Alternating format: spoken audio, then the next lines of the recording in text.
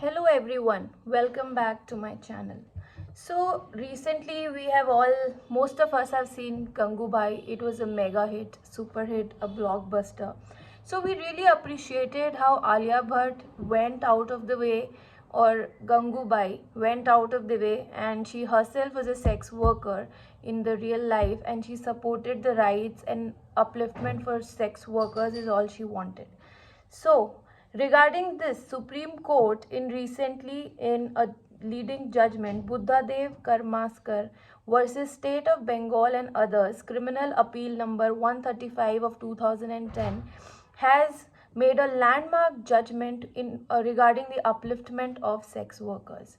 So, in this, Supreme Court has issued some guidelines how to clearly administer sex workers during raid rescue operations, and even when they are rescued, how they will be rehabilitated. And also that police, we know often we hear police goes, and whenever there is a raid they abuse sex workers physically, mentally. So they should not do that. This is a strict guideline from Supreme Court.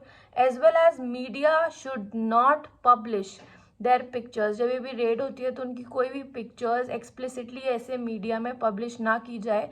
अगर वो की जाएगी then they would be held liable under section 354C of the IPC. So media as a whole, whichever channel publishes it, would be liable for the under the aforementioned section.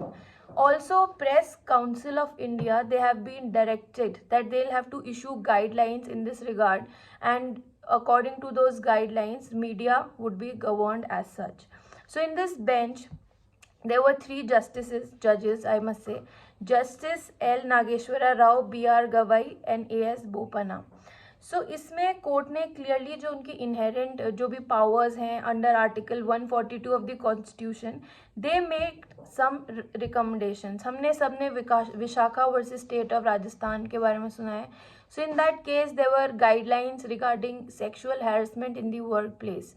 So similar guidelines have been issued, और जब तक इसके लिए कोई substantial law नहीं आता तो यही गाइडलाइंस फॉलो की जाएंगी. And all these guidelines have been made as per article 21, because even though they are sex workers, they have the right to life which has been given by the Constitution of India. So इसमें पहले ये इसका back story मैं आपको बताती हूँ कि 19th of July 2011 में अपेक्स कोर्ट ने कम्युनिटी और यू कैन से पैनल बनाया था of to look into the rights of sex workers, their conditions and their rehabilitation. तो उसमें कई फेसेट्स थे, like prevention of trafficking, rehabilitation of sex workers who want to leave sex work, and even if there are people who want to stay and continue it as a profession, then उनकी conditions को कैसे conducive बनाया जाए for sex workers, उस पर बनाया था. तो इस जो भी ये पैनल था, इन्होंने अपनी एक रिपोर्ट निकाली 2016 में. तो यूनियन ऑफ इंडिया ने उस टाइम बोला कि soon they will draft a legislation regarding the same. तो सून वो कोई लॉ लाएंगे, इस पर कोई एक्ट लाएंगे, बट इस पर कोई एक्ट आया नहीं. तो सुप्रीम कोर्ट हैज़ डायरेक्टेड, अब लाइक फर्मली डायरेक्टेड कि जो स्टेट है एंड यूनियन है, they have to act in strict guidelines, strict compliance और वट एवर द रिकमेंडेशंस जो भी सुप्रीम कोर्ट ने दी हैं. जैसे कि इसमें कई रिकमेंडेशंस है, जैसे जब उनको रेस्क्यू किया जाएगा तो उन्हें इमीडिएट मेडिकल असिस्टेंस मिले under article 357C of CRPC, and medico legal care for survivor, और जो भी उसमें से विक्टिम्स ऑफ सेक्स वायलेंस हैं, sex workers, because why not, they are also victims even though they have been continuing it as a profession, but they can be the victims of sexual violence. और तो ये सारे provision supreme court लेकर आए. So what I believe is it's just not in the movies which we see, or sometimes there are heroes, like Supreme Court acts as a hero and comes to rescue of people who are in need. Because अभी तक हमारे पास सिर्फ एक ही legislation था, immoral trafficking वाला जो एक legislation था. तो उस लेजिस्लेशन में भी एज सच कोई इनके राइट्स की बात नहीं की गई थी.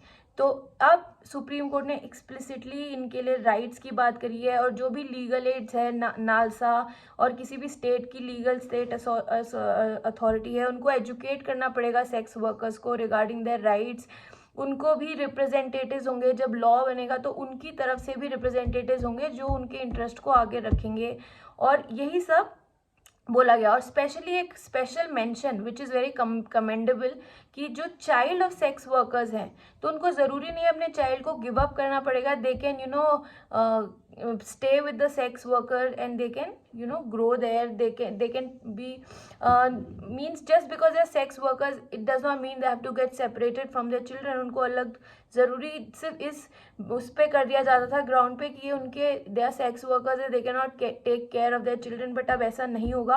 और ऐसा ज़रूरी नहीं है कि हर बच्चा जो वहाँ पे लाया जाए वो सिर्फ सेक्स ट्रेड के लिए लाया जाए, कई बार वो उनके खुद के बच्चे भी होते हैं जो उनसे छीन लिए जाते हैं मियरली ऑन द ग्राउंड की सेक्स ट्रेड के लिए हो रहा है। So I think it is a commendable step, and ऐसे हमारी जुडिशरी अगर efficiently we have been getting judgments in the past years, तो यूनियन को जो यूनियन गवर्नमेंट है उसको इसके लिए they have been given a period of 6 weeks जिसके अंदर उनको इस पे रिकमेंडेशंस देनी पड़ेंगी, and as soon as they give the recommendations a law would be passed और वो substantively इसके लिए सेक्सुअल जो सेक्स वर्कर्स हैं उनके अपलिफ्टमेंट के लिए काम करेगा।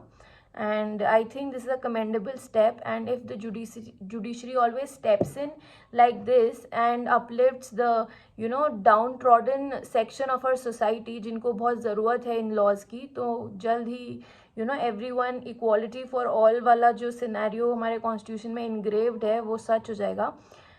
And thank you so much. I hope this video was of some help to you. Have a nice day.